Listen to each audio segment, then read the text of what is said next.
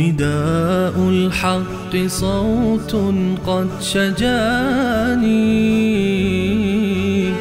وبلغني الحقيقة والأماني وكان لي السبيل إلى المعالي ونورا للهداية والبيان.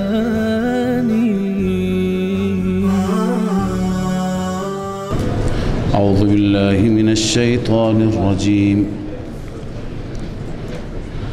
بسم الله الرحمن الرحيم. في بيوت أذن الله أن ترفع ويذكر فيها اسمه. خب این مردم که الله برایشون بیان میکنه، این مردم بر دو قسم هستند. یک گروهی کسانی که قدردانند. فی بیوتن، الله میفرماید در خانه هایی که خداوند امر کرده، از این الله بمعنی امر الله، ان ترفع، اونجا نام خدا بلند بشه، و یذکر فیها اسمه، و نام خدا اونجا گرفته بشه. در این خانه ها مردانی هستند. یسبحو فعل اسم فی بیوت متعلق اون است. تسبیح میگویند در این خانه ها برای خدا صبح و شام. کی تسبیح میگوید؟ الله تعریف میکنه از اینهایی که یهد الله لنوره من یشاء، مردانی که لا تلهیهم تجارت ولا بیع، تجارت و معامله اونها را غافل نمی کند از ذکر الله، از ذکر خدا، و اقام الصلات، از برپای نماز، و ایتاء الزکات، از دادن زکات. الله این مردان را تعریف میکنه. بسا مردان هستند که مغازه برای نماز نمیگذارد، بسا مردان هستند که تجارت اونها را برای عبادت اجازه نمیده، بسا مردان هستند که حب مال نمیگذارد زکات پرداخت کنند. اما الله از این مردان تعریف میکنه که رجال لا تلهیهم تجاره، این مردان تجارت اونها را غافل نمی کند، ولا بیع و معامله اونها را از ذکر الله دور نمی کنه، خدا را همیشه در نظر داره. ببینید کسی خدا را در نظر داشته باشد، باز معاملش معامله حرام هم نیست. ذکر خدا به زبانش هست، به قلبش هست. کسی که در دلش خدا باشد معامله ربوی انجام نمیده، معامله حرام انجام نمیده، معامله فاسد انجام نمیده. درست ذکر الله به سبحان الله هم میگویند، اما اصلش اینه که خدا در دل باشد. و این مردان تجارت اونها را از اقامه صلات و ایتاء الزکات باز نمی دارد. این مردان عرض کردم در خانه هایی که خدا دستور داده، یعنی مساجد که نام خدا بلند بشه، در اون خانه ها همواره تسبیح و تقدیس و پاکی رب را بیان می کنند. این از نظر عملی هست، اما حالت قلبیشون را هم الله بیان می فرماید. در قلبم از خدا می ترسند. الله همه ما را با تقوا و خدا ترس بگردانم. یخافون یوما تتقلب فیه القلوب والابصار، این مردان می ترسند از آن روزی که تتقلب، می گردد در آن روز دلها و چشمها، دلها و چشمها همه متوجه قیامت میشه، همه متوجه الله و حساب و کتاب میشه. الله می فرماید این مردان وقتی که تسبیح الله را در آن خانه ها بیان تسبیح میگویند لیجزیهم الله احسن ما عملوا. الله عزوجل نتیجه و عاقبت این میشه که الله آنها را پاداش میده، احسن ما عملوا، پاداش های نیک اعمالشان را، اعمال زیبا، اعمال خوب، و نه تنها به اندازه عمل میده. الله وعده کرده و یزیدهم من فضله، خدا بیشتر از فضل خودش هم میده، بیشتر از فضل خودش هم میده.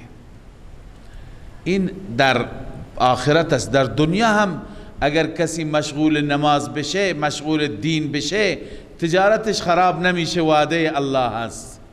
والله یرزق من یشاء بغیر حساب.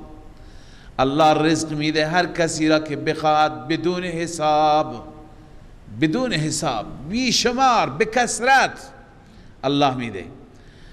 پس ببینید کسانی که از نور خوب استفاده میکنند دارای این چنین صفات هستند.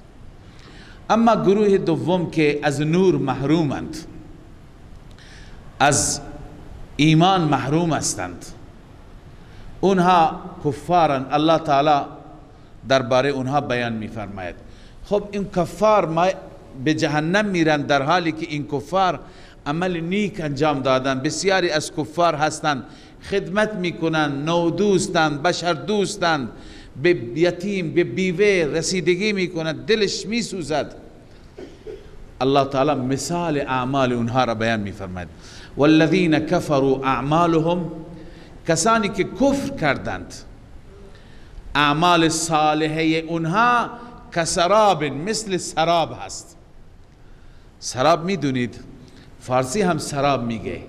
وقتی که انسان در بیابان قرار بگیرد، ریگستان، بالخصوص جایی که ریگ و ریگستان باشه، بالخصوص آدم تشنه از دور میبیند خورشید بر ریگ میزند، میتابد، درخشندگی ایجاد میشه، فکر میکنه آبه، میره میره میره اونجا میبینه نه اینجا آب نیست، چند کیلومتر اون طرفتر آبه، باز اون یک سراب دیگه هست، از دور مثل آب معلوم میشه.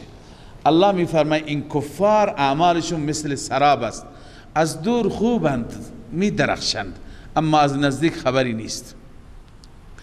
میفرماید اعمالهم، اعمال صالحهشان کسراب، مثل سرابی هست که بقیعت، قیعه میگویند صحرای بی آب و علف را، در یک بیابان بی آب و علف، یحسبه الظمآن ماء، کسی که تشنه هست میپندارد او را که آب هست، حتی اذا جاءه لم یجده شیئا، حتی وقتی که پیش آن سراب می آید نمییابد اونجا چیزی، و وجد الله عنده، خدا را میبیند. یعنی چی؟ یعنی اون فیصله که خدا کرده همون میشه، از تشنگی میمیرد. و وجد الله عنده، فیصله خدا را میبیند، قضا و قدر خدا را میبیند.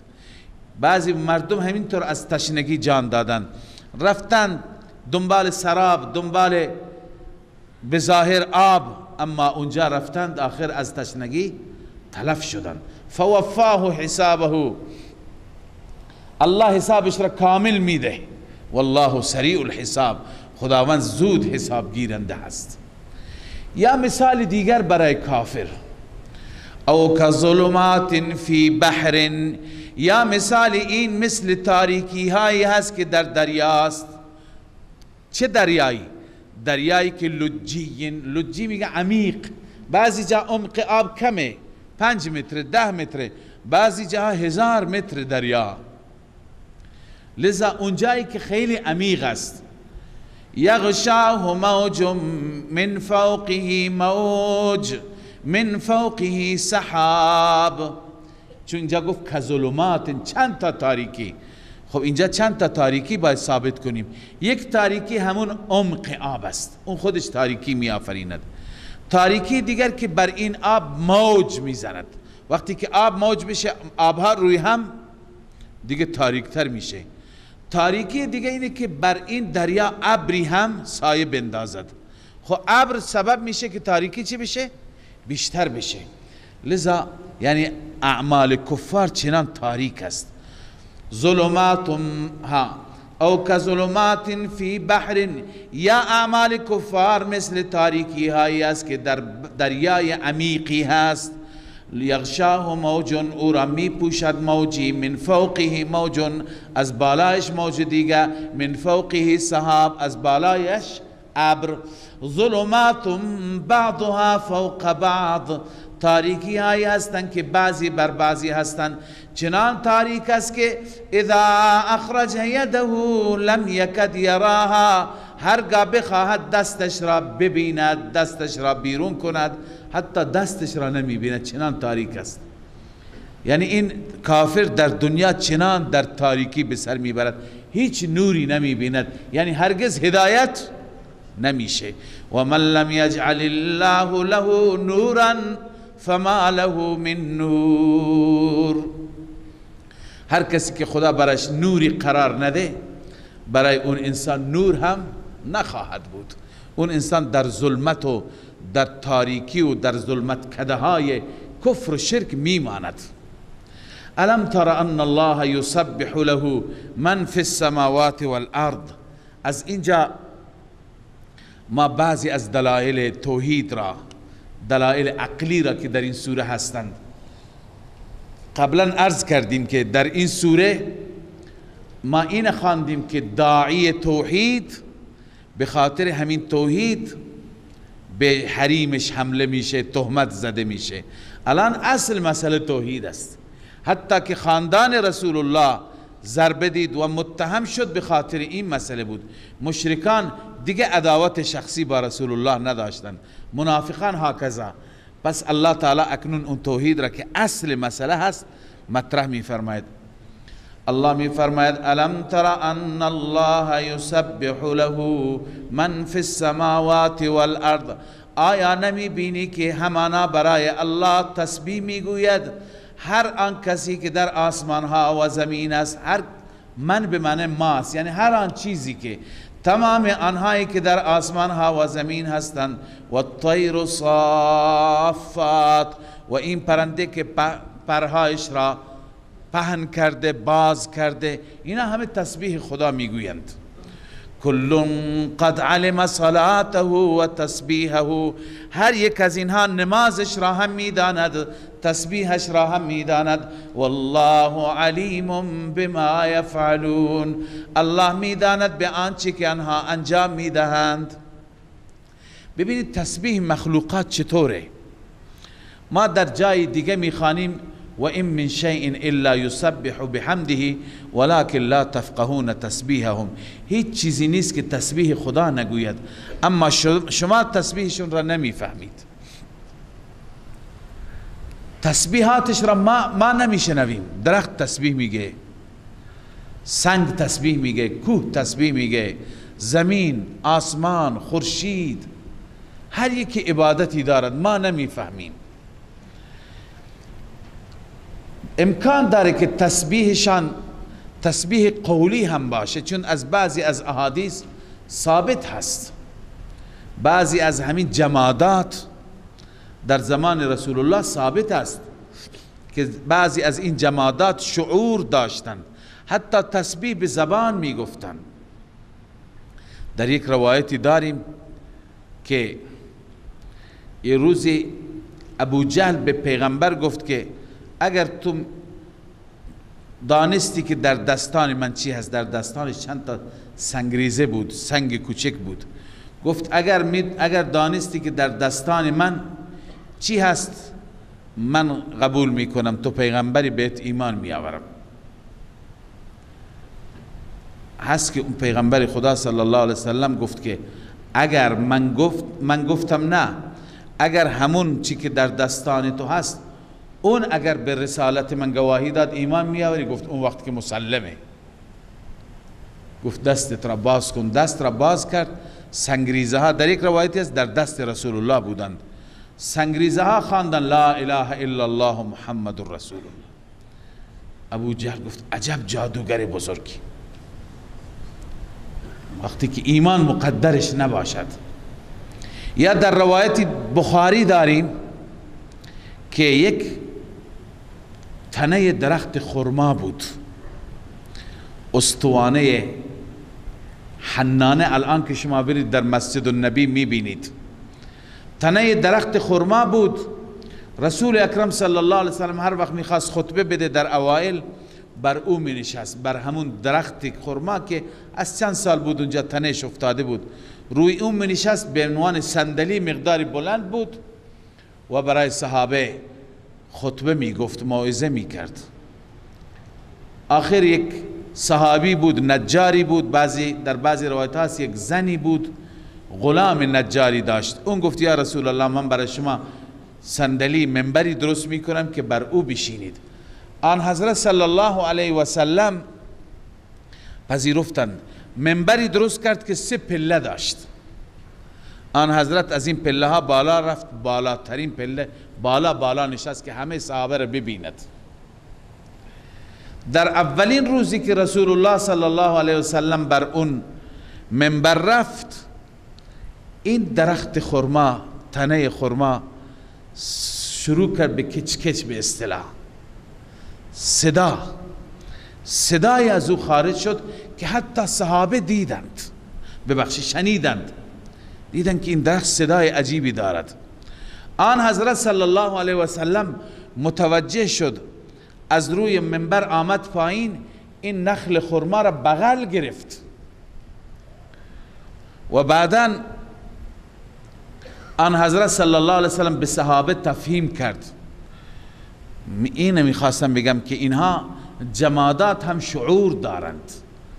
آن حضرت فرمود که این نخل خرما، این تنه خرما که چند سال بود افتاده بود، خشک شده بود، چون که همیشه من بر این می نشستم، امروز که بر این ننشستم این داره گریه میکنه. و بعد فرمود این درخت باشعور را اینجا دفن کنید. در مسجد النبی دفنش کردند. حنانه به معنای کسی که آه و ناله می کند، آه و ناله کننده. این درخت آه و ناله کرد. الان شما برید، هنوز هم شما ستونهای مسجد النبی را نگاه کنید، یک ستون نوشته هذه اسطوانه توبه یا اسطوانه ابو لبابه، همون اسطوانه توبه هست که حضرت ابو لبابه خودش را به اون یکی بست. در کنارش به طرف منبر رسول الله، منبر مسجد النبی فعلی، همین جا ستونی هست نوشته هذه اسطوانه حنانه. پای همین ستون اون درخت را دفن کردند. لذا هر چیز شعور دارد، ما نمیفهمیم. داود علیه السلام خواندیم وقتی که میرفت، کوه و پرندگان و بلبل ها باش هم صدا میخواندند، تسبیح میگفتند. بس همه تسبیح خدا را بیان میکنند ولی ما متوجه نیستیم. لذا الله میفرماید کل قد علم صلاته و تسبیحه، هر یکی نمازش را میداند، تسبیحش را میداند. همه مثل ما رکوع بکنند، سجده بکنند، قیام بکنند که نیست. فرق میکنه نماز و تسبیح هر یک. حتی بعضی گفتن نماز خورشید همین گشتنش هست، همین که میگردد این نمازش هست. نماز ماه هم همین ماه، قمر، همین که میگردد. عبادت اونها همینه. عبادت کوها همینه که دوزانو نشسته مثل حالت قعده هست. عبادت درختان همینه که قیام کرده، ایستاده. عبادت چارپایان همینه که حالت رکوع دارد، گویا در حالت رکوع هست. عبادت خزندگان همینه که به زمین افتاده، گویا حالت سجده دارد. یعنی بعضی گفتند که شاید همین حالتشون عبادتشون است. و بعد گفتم به ما مسلمانان الله چه لطفی کرده که عبادتی داده که مرکب از همه عبادت هاست. ما نماز میخوانیم، توش قیام داریم، توش رکوع داریم، توش سجده داریم، توش قعده داریم، باز طواف بیت الله داریم که مثل خورشید دور زدن است. آنچه که عالم داره عبادت میکنه الله عزوجل خلاصش را به ما عنایت فرموده. بسیاری از بزرگان اهل فلسفه اینه گفتند، والله اعلم. ولله ملک السماوات والارض فقط و فقط برای الله است پادشاهی آسمان ها و زمین، و الی الله المصیر، فقط به سوی الله مرجع هست، جای رجوع همه شماست. لذا پادشاه وقتی که او هست باید از پادشاه خواست، نه از گدا. بقیه هر چی باشند خودشون مملوکند، خودشون گدای در او هستند. ما در سوره انبیاء خواندیم همه انبیاء دعا میکردند، از خدا میخواستند. کی از انبیاء بالاتر؟ و زکریا اذ نادا ربه و ظنون اذ ذهب مغاضب فظن ان لن نقدر فنادى في الظلمات لا اله الا انت. ایوب همچنین تضرع کرد، همه انبیاء او را میخواندند. پس پادشاه او است. چرا ما الان بیایم از انبیاء بخواهیم؟ چرا بیایم از پیرها بخواهیم؟ اینا خودشون خدا را ندا میکردند. چرا بیایم از امامان بخواهیم؟ اینها همه خودشان عابدان خدا بودند. پس ما از معبود اینها بخواهیم. الله پادشاه آسمان ها و زمین. یکی از نمونه های تصرف را اینجا خدا بیان میفرماید، اینکه در زمین و آسمان تصرف میکند. مثلا الم تر ان الله یزجی سحابا، آیا ندیدی که الله چگونه یزجی میبرد ابرها را الله عزوجل میراند، میبرد به جلو. ثم یؤلف بینه، سپس ترکیبی درست میکند، تألیفی درست میکند از ابرهای دیگه. هم یک ابری از اونجا میاد، یکی از این طرف، این ابرها میشن با هم همراه میشند. ثم یجعله رکاما، سپس این ابرها را الله سر به سر میکند. فتر الودق یخرج من خلاله، میبینی قطره را، باران را که خارج میشه از وسط این ابرها. و بعد باران به تندی شروع میکند. و ینزل من السماء من جبال، نازل میشه از آسمان، یعنی از کوها، یعنی بر کوها نازل میشه. فیها من برد، در اون کوها تگرگ هست، ژاله هست. فیصیب به من یشاء و یصرفه عن من یشاء. بعدا رعد و برق شروع میشه، باران شروع میشه، تگرگ شروع میشه. اول یک ابر معمولی بود، یکی از این طرف آمد، یکی از اون طرف آمده. همین تصرفات، همینی که خدا هر چی میخواد میکنه. الله میفرماید فیصیب به من یشاء، این تگرگ یا این رعد، این برق میرسد به مال هر کسی، به جان هر کسی الله بخواد. و یصرفه عن من یشاء، باز میدارد از مال و جان هر کسی که بخواهد. یکاد سنا برقه یذهب بالابصار، نزدیک است که درخشش برق آسمان چشمها را از بین ببرد. یعنی چنان درخشندگی ایجاد میشه، چنان رعد و برق که امکان داره چشم انسان بینایی خودش را از دست بده. اینا همه نمونه ها هستند. نمونه دیگر، یقلب الله اللیل و النهار، خداوند شب روز را سرنگون میکند، میغلطاند، عوض میکند. شب را میغلطاند، روز میارد، روز را میغلطاند، شب میآورد. ان فی ذلک لعبرة لأولی الابصار، در همه اینها، در مجموعه اینها عبرت است، نشانی هست برای عقلمندان، برای اولی الابصار. والله خلق كل دابة من ماء. باز الله عزوجل دلیل سوم را برای اثبات توحید بیان میفرماید. الله میفرماید هر دابه را، هر موجود زنده را از آب درست کرد. یعنی همه حیوانات به شمول انسان از قطرات آب هستند، قطرات منی. فمنهم من یمشی علی بطنه،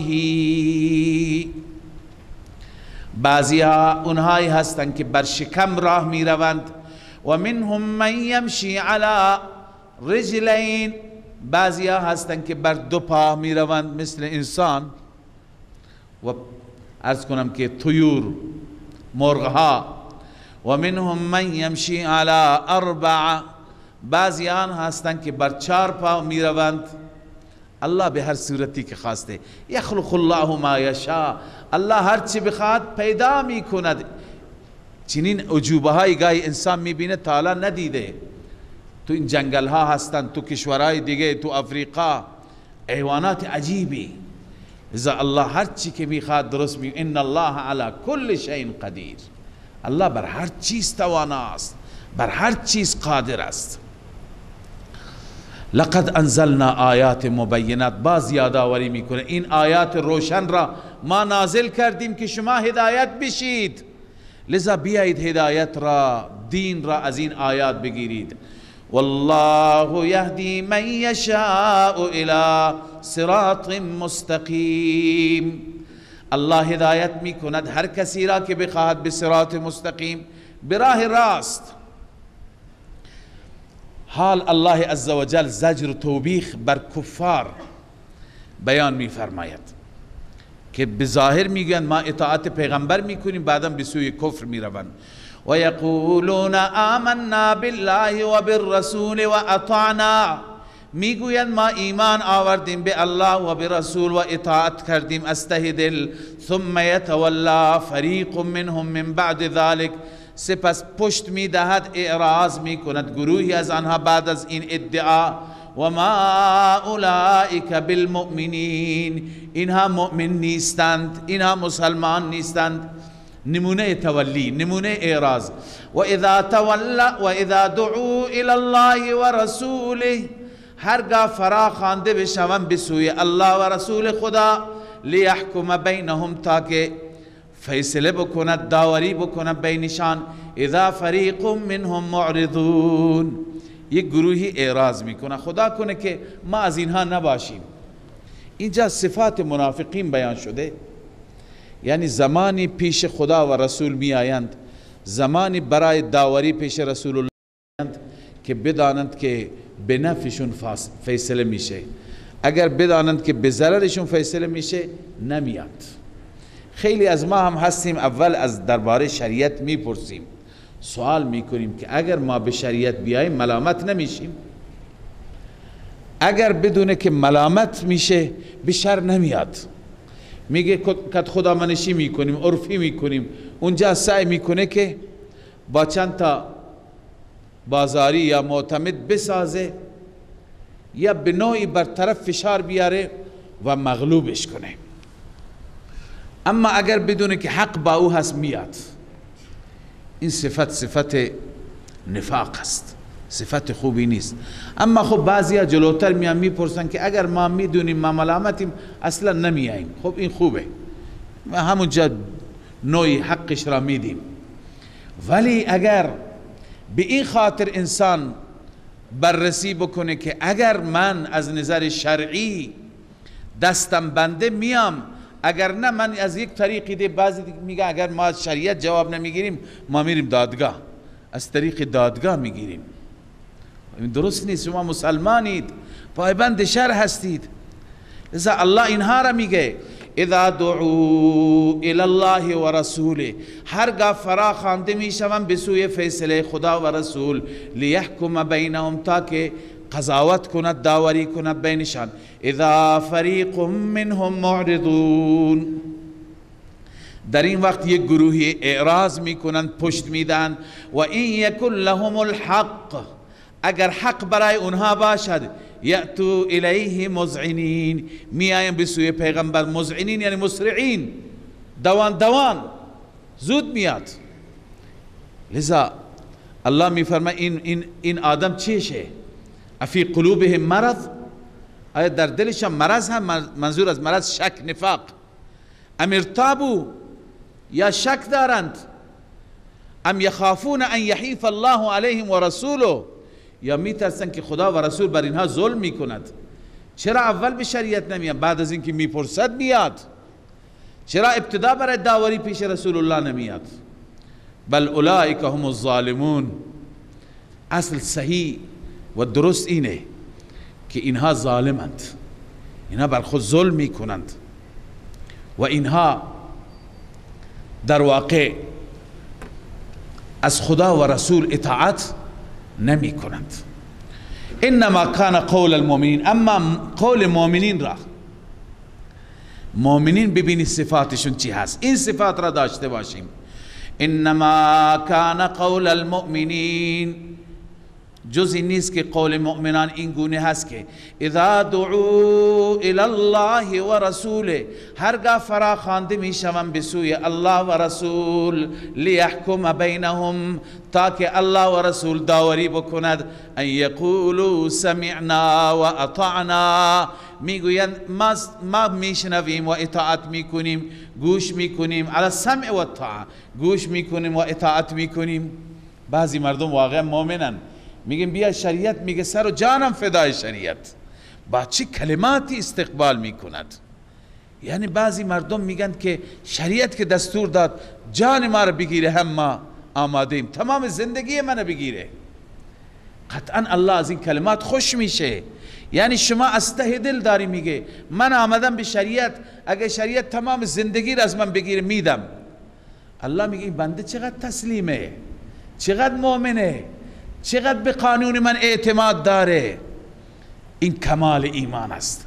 و اون یکی اولی که خواندیم نفاق است. الله ما را از نفاق حفاظت کنه. و اولئک هم المفلحون. الله می فرماید این گروه، اینها رستگارانند. این انسانهای رستگار و موفقند. و من یطع الله و رسوله و یخشى الله و یتقه، این علت است. علت این است که هر کسی اطاعت کند الله را و رسول را. این آیه یکی از جوامع الکلم است. جوامع الکلم درباره حدیث بیشتر آمده که رسول الله صلی الله علیه و سلم کلمات بسیار کوتاه می گفت، اما این کلمات کوتاه در برگیرنده مطالب بسیار مفصل بود، مثلا الدین النصیحه. این خیلی تشریح داره، توضیح داره. یک کتاب نوشته بشه بر الدین النصیحه هم گنجایش داره. لذا رسول الله کلمات مختصر میگفت. یکی از معجزات رسول الله است و یکی از خصائص و ویژگی هاست که کلمات مختصر میگفت، معنای بسیار مفصل و جامع داشت. این آیه همین شرایط را داره و همه آیات قرآن مجید، بالخصوص این آیه 4 کلمه هست، یک خط است، اما تمام دین در همین جمع شده. درباره فضیلت این آیه آمده که در زمان خلافت عمر فاروق رضی الله تعالی عنه، روزی امیر المؤمنین عمر فاروق با صحابه در مسجد النبی نشسته بودند، دیدن یک مرد ناشناسی آمد که مال مدینه نیست. فریاد زد که این امیر المؤمنین، امیر المؤمنین کجاست؟ تعجب کردند که این از بیرون آمده برای امیر المؤمنین نمیشناسه. هم بلند شدند گفتند که حضرت عمر فرمود که چی میگی؟ من هستم. گفت که ابسط یدک فلابایعک، دست را به طرف من بیار که میخوام بیعت کنم، بیعت بر اسلام، میخوام مسلمان بشم. مسیحی بود. حضرت عمر رضی الله تعالی عنه بلا درنگ باش بیعت کرد، دست بیعت بهش داد. بعد از اینکه کلمه را خواند مسلمان شد، پرسیدن چگونه بدون مقدمه آمدی برای بیعت، انگیزه چیه؟ گفت من اهل روم هستم، از روم دارم میام، اونجا بعضی از اسرای شما را دیدم، یکی از اسیران این قرآنی که بر پیغمبر نازل شده داشت تلاوت میکرد، یک آیه خواند، این یک آیه مرا به خود جلب کرد. من فکر کردم روی این آیه، دیدم تمام انجیل خلاصه شده در همین یک آیه. تمام انجیلی که بر عیسی نازل شده در همین یک آیه است. اون آیه همین آیه است. قرآن الله عزوجل در دنیا از ما همین 4 چیز را میخواد. همین 4 چیز را اگر داشتیم ما موفقیم. اون 4 چیز چیه؟ و من یطع الله و رسوله، 2 تا اینها. هر کسی اطاعت کند الله را، اطاعت از خدا یعنی تمام احکام خدا را، کتاب الله را بر اون عمل کن، در زندگیت پیاده کن. و رسوله، اطاعت از رسول، تمام سنت رسول الله. روش و طریقه نورانی رسول الله صلی الله علیه و سلم. کل دین همین دوتا هستند، اما دوتای دیگه که اینها اهمیت داره، اینا هم جز اطاعت الله و رسولند. و یخشى الله، و هر کسی که از الله بترسد درباره فیما مضی من عمره. یکی از خشیت، یکی از تقوا. خشیت اینه میگن که ما درباره گناهان گذشته از خدا بترسیم. تقوا اینه که درباره آینده خودمون پرهیز کنیم و بترسیم. خشیت ما را وادار به توبه می کند، خدایا اشتباه کردم، غلط کردم. تقوا ما را وادار به چی می کند؟ به احتیاط، به پرهیز. لذا و یخشى الله، بترسد از الله فیما مضی من عمره، درباره گذشتهش. و یتقه، تقوا را پیش بگیرد، یعنی درباره آیندهش هم از الله بترسد. فیما بقی من عمره. کسی این چار چیز را داشته باشد، فاولئک هم الفائزون، اینها رستگارانند. پس رستگار اینه که اطاعت خدا و رسول می کند، نه این منافقین که منافقین به زبان میگن سمعنا اما اطاعت نمی کنند. الله عزوجل اینجا باز زجر و توبیخ بر منافقین. منافقین وقتی این آیه نازل می شدند می آمدن سوگند می خوردن که ما این چنین نیستیم. مثلا در رابطه با جهاد قسم می خوردن ما با شما خارج میشیم، همراه میشیم. و اقسموا بالله جهد ایمانهم، سوگند می خورن به خدا جهد ایمان، یعنی مؤکد ترین قسم، قسمی که از همه تأکید بر اون قسم بیشتر باشد. لئن امرتهم لیخرجن، اگر تو آنان را امر کنی ای رسول الله حتما خارج میشن در راه الله. الله می فرماید قل لا تقسموا، به آنان بگو سوگند نخورید، قسم نخورید. طاعت معروفتون، طاعت معروفتون یعنی چه؟ یعنی طاعتکم معروفتون، اطاعت شما معروف است. یعنی هر کس میداند، مفسرین نوشتن لأن طاعتكم طاعت معروفة بأنها واقعة باللسان، هر که میدانه که طاعت شما طاعت زبان است فقط، من غیر مواطات من القلب. روح المانی، بغیر از این که با این طاعت شما قلب همراه باشد. ان الله خبیر بما تعملون، خداوند خوب خبر دارد به اعمالتان، از نیاتتان، از همه چیز میداند. قل اطیعوا الله و اطیعوا الرسول. خلاصه اینه اگر میخوای مسلمان بشید به صورت واقعی اطاعت خدا و اطاعت رسول بکنید. فان تولوا فانما علیه ما حمل و علیکم ما حملتم. ای رسول الله تو نگران نباش، اگر اونها اعراض کردند، اونها پشت دادند، خب بر رسول الله است وظیفه خودش را انجام بده که انجام داده. فانما علیه ما حمل، جزی نیست که بر پیغمبر است آنچه که از سوی خدا تحمیل شده به او. بر پیغمبر، بر دوش پیغمبر چی حمل شده؟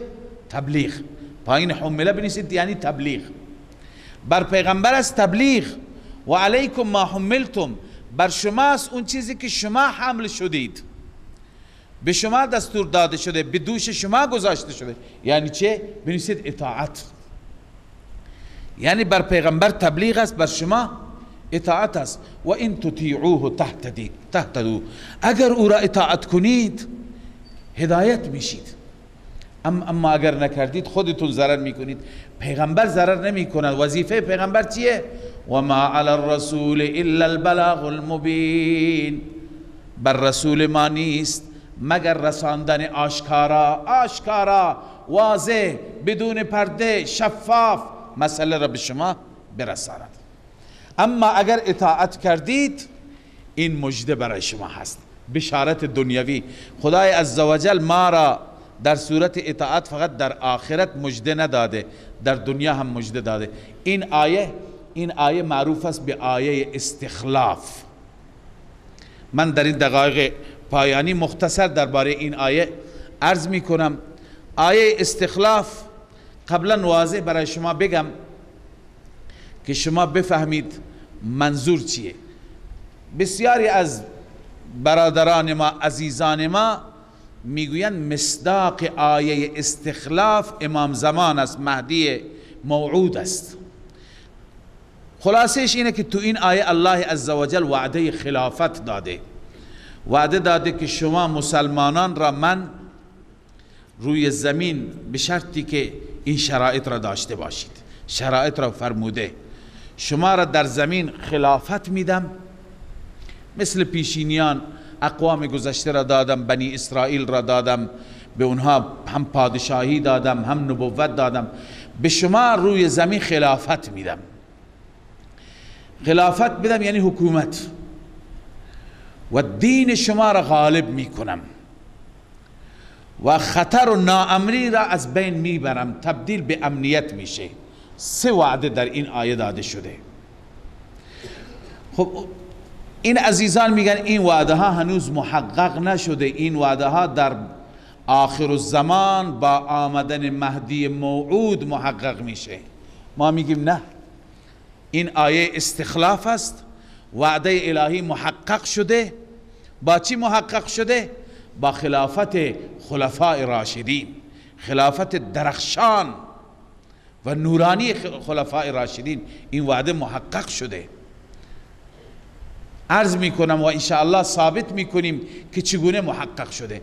اما قبل از اینکه آیه را تفسیر بکنم، در رابطه با شأن نزول آیه بعضی مفسران نوشتند، خالی از لطف نیست، اینه که بعد از اینکه صحابه 13 سال در مکه، این را به این خاطر عرض میکنم، ما گاهی میگیم امروز مسلمانان چقدر مشکلات دارن. ببین بهترین مسلمانان چقدر مشکل داشتند. مشکل دلیل نارضایتی خداوند انشاءالله نیست، مشکلات دلیل تربیت هست، گاهی دلیل تزکیه و اصلاح هست. لذا صحابه در 13 سال مکه چه رنج کشیدند شما شنیدید. در مدینه که آمدن چقدر رنج کشیدن، همش جنگ های تحمیلی. هر روز مشرکان توطئه می کردند، هر روز آمادگی می کردند. صحابه شهید شدند، 70 نفر در احد شهید شد، 70 از حافظان و قاریان در موته شهید شدند، در غزوات مختلف شهید شدند. و خندق را، احزاب را که انشاءالله اگر خدا بخواد فردا سوره احزاب را شروع می کنیم، بعد از اینکه این تمام بشه، احزاب را جمع کردند، محاصره کردند مدینه را و چه به سر صحابه آوردند. بعد از احزاب اونجا هرقل آمادگی کرد. در آخرین روزهایی که رسول الله صلی الله علیه وسلم در این دنیا بود، سال 9 هجری، رسول الله باز لشکری برداشت که خواندیم جیش الاسره در سوره توبه. با چه سختی های اونجا رفتن، همه اش جنگ، همه اش شمشیرها به دست، آماده باش، نماز خوف، حتی اجازه نداشتن شمشیر به زمین بگذارند. یک روز صحابه گفتن یا رسول الله، آیا زمانی میشه که ما اسلحه را به زمین بگذاریم، نه اینکه مثل ما برای پیکنیک بریم و برای کباب، راحت عبادت ربمون را بکنیم با اطمینان خاطر، با آرامش، با امنیت. آیا چنین روزی پیش میاد؟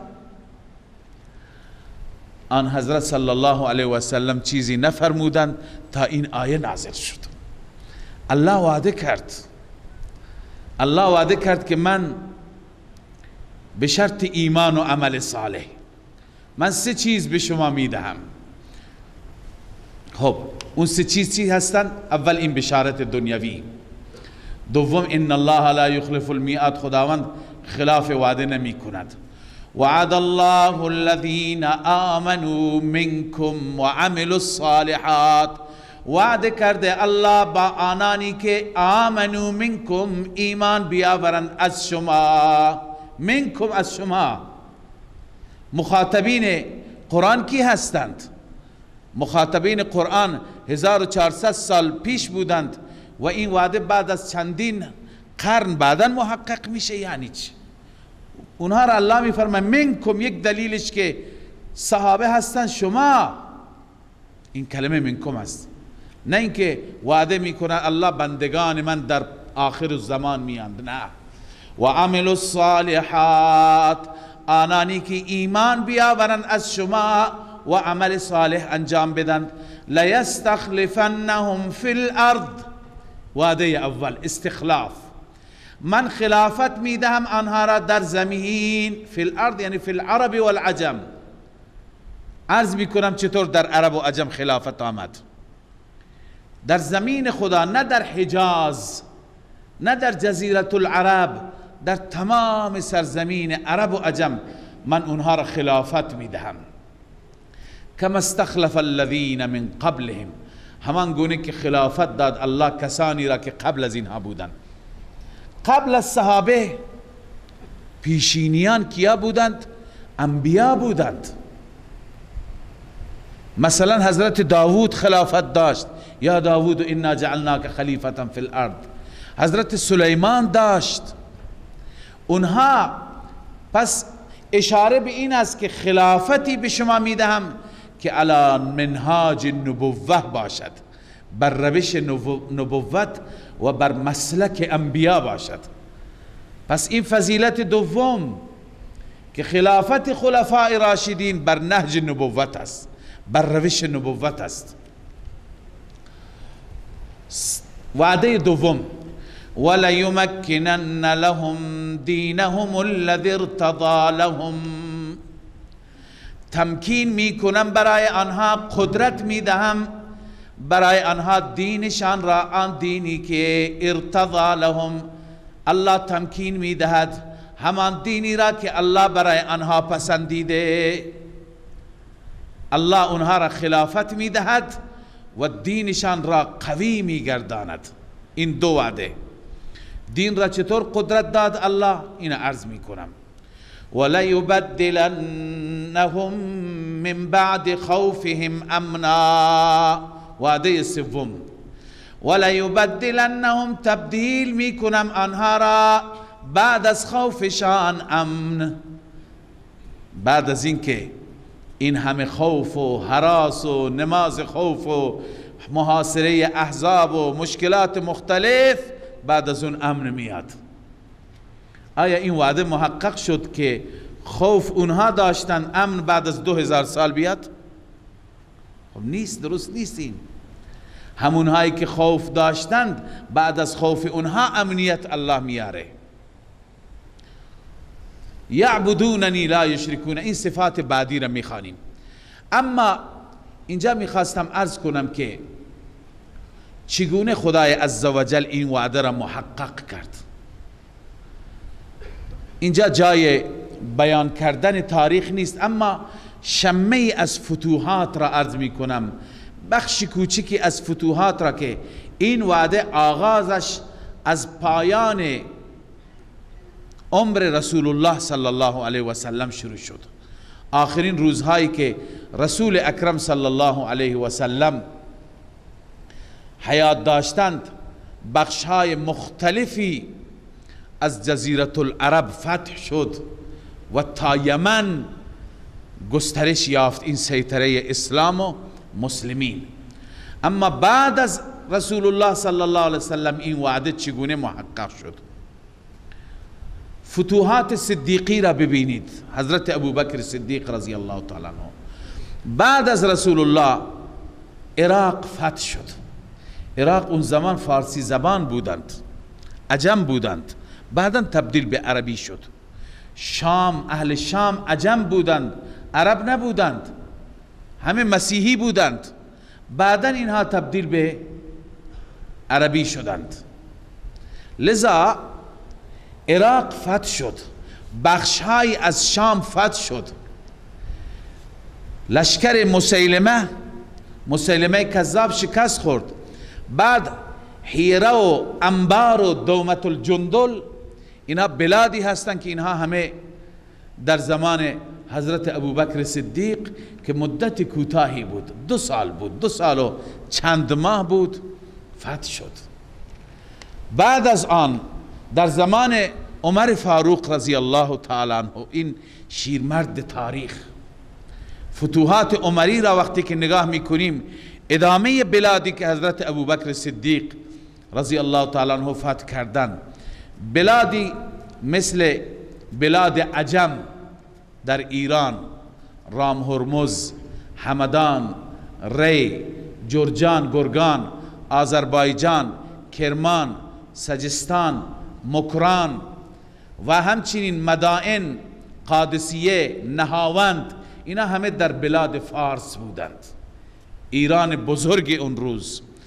و غیر از ایران در شام، دمشق، حمص، قنسرین، فیساریه، قدس، اینها در شام فتح شدند.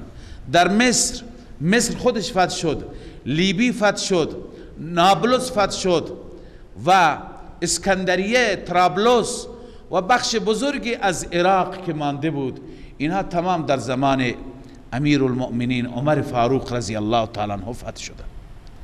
و باز در زمان سیدنا عثمان رضی الله تعالی عنه، عمر 10 سال و اندی خلافت کرد، سیدنا عثمان 12 سال.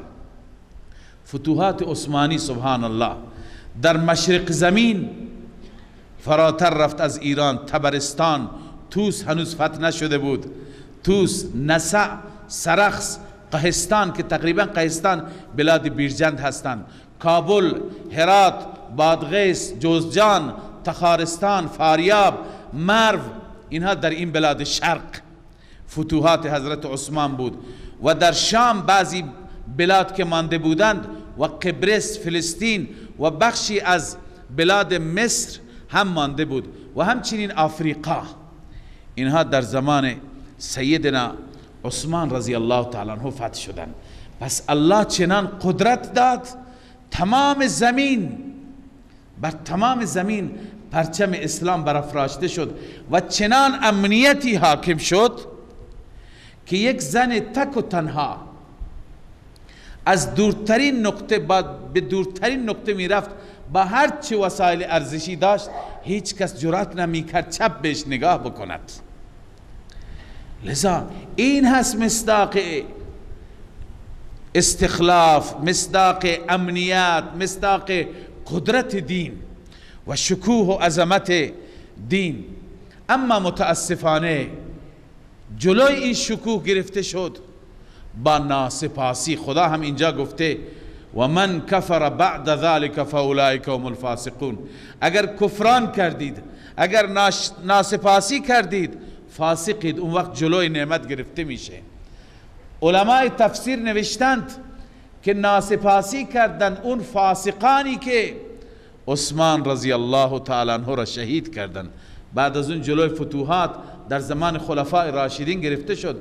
مع الاسف در زمان سیدنا علی ابن ابی طالب رضی الله تعالی عنه، با وجودی که ایشون خلافتشون هم از خلافت علی منهاج النبوت هست، از خلفاء راشدین هستند، از نظر ما ایشون هم یکی از خلفا هستند که ما تغییر نمی کنیم، با جان و دل قبول داریم و در تمام جریانات و اختلافاتی که در زمان ایشون شد، ایشون را ما بر حق می دانیم و بر مسیر صحیح می دانیم با وجود تمام این اوصاف.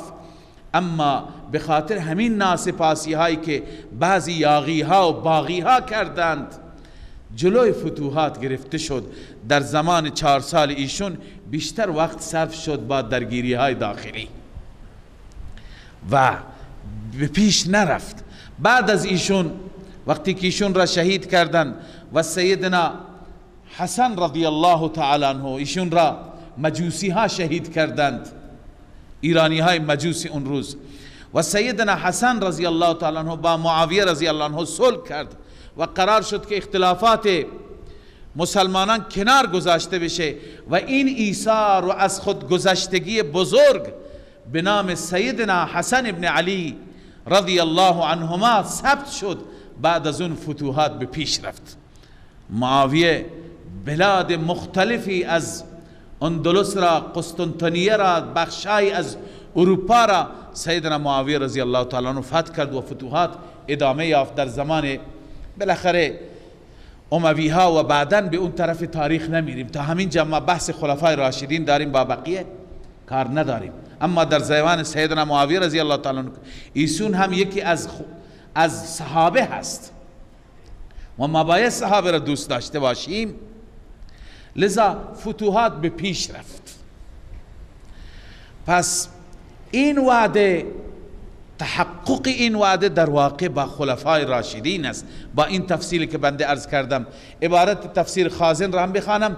قال اهل التفسیر، علماء تفسیر میگه اول من کفر بهذه النعمه، اولین کسی که این نعمت را ناسپاسی کرد و جحد حقها و این حقش را ضایع کرد و انکار کرد، الذین قتلوا عثمان، اونهایی که عثمان مظلوم را شهید کردند. فلما قتلوه غیر الله ما بهم، زمانی که عثمان را شهید کردند الله احوال را تغییر داد، امنیت تبدیل به ناامنی شد، وحدت تبدیل به اختلاف فی ما بین شد. لذا بعد از اون هرج و مرج شد و ادخل علیهم الخوف حتی صاروا یقتلون بعد ان كانوا اخوانا، بعد از اون خوف آمد، بعد از اینکه برادر بودند همدیگر را کشتند. بسیاری از صحابه، بسیاری از بهترین ها از عشره مبشره مثل طلحه و زبیر که مژده بهشت به اونها داده شده بود، در همین جنگ ها شهید شدند. لذا متاسفانه این کفران نعمت به وسیله مسلمان نماها، باغیها و یاغیها شد. لذا الله صفات این خلفا را بیان می فرماد که این خلفا موحدند، یک تا پرستند. یعبدوننی لا یشرکون بی شیئا، اینها دارای این صفات هستند بعد از اینکه به خلافت می رسند فقط و فقط مرا عبادت می کنند. فرصت نیست در باره عبادت اینها هر یکی پیکر و اسوه عبادت و تقوا بودند، خدا ترسی بودند، شب تا صبح گریه می کردند، گویی که اینها درویش بودند، اینها خلیفه و پادشاه نبودند. لذا این از اوصافشان، یعبدوننی لا یشرکون بی شیئا، فقط مرا عبادت می کنند، با من هیچ چیزی را، هیچ کسی را شریک نمی گیرند. و من کفر بعد ذلك فاولئک هم الفاسقون. الله می فرماید هر کسی که کفران کرد، ناسپاسی کرد، ناشاکری کرد، بعد از این جز گروه فاسق است. الله عزوجل همه ما را از فسق و از ناسپاسی و ناشاکری حفاظت بفرماید.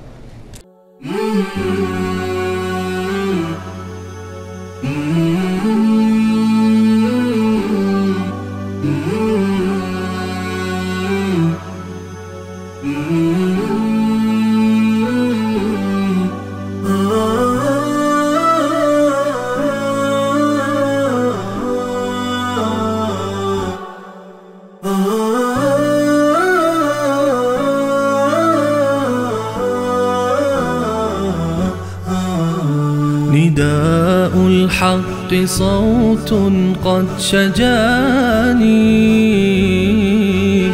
وبلغني الحقيقة والأماني، وكان لي السبيل إلى المعالي ونورا للهداية والبيان.